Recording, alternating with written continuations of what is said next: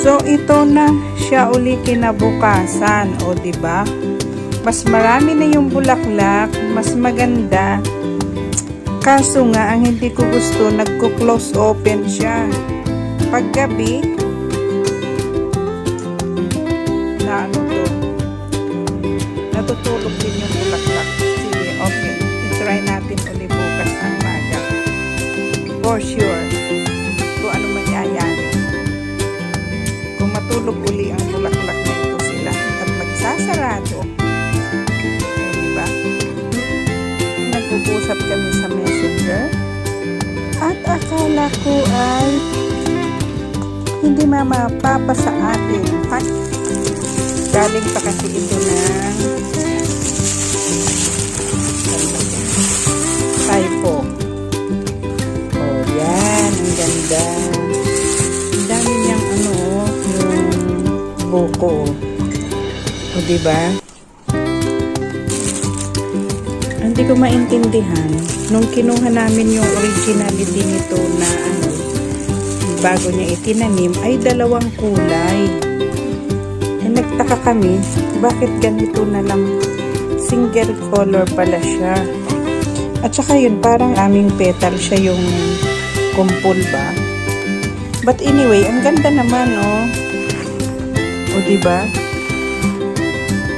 So, yan. Siguro lalong ang ganda nito pag bumuka na lahat yung ano niya na yun. Palang. Ano nga ba? Sa Chinese is palang. Buko. Yun. So, diba ang ganda?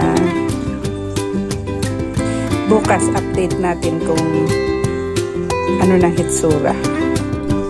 Ang uri ng halamang ito pala ay pagka gabi, natutulog din yung bulaklak. Kasi kahapon, ang ganda-ganda nito. Ang dami niyang bulaklak.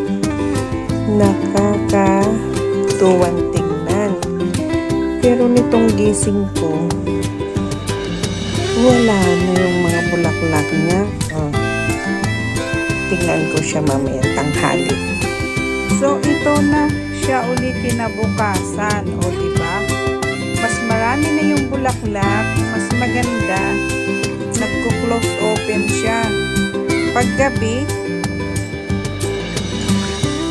na ano to, natutulog din yung bulaklak. Sige, okay. I-try natin ulit bukas ng maga.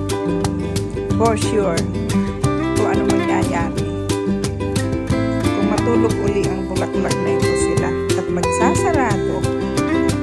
O, diba?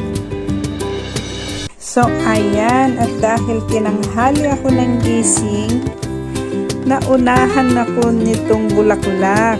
So, ayan. May ilang bulaklak na ang bumuka uli.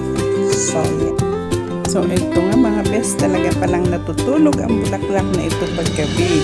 At dahil araw na nga yan, ang ganda, diba? Smiling.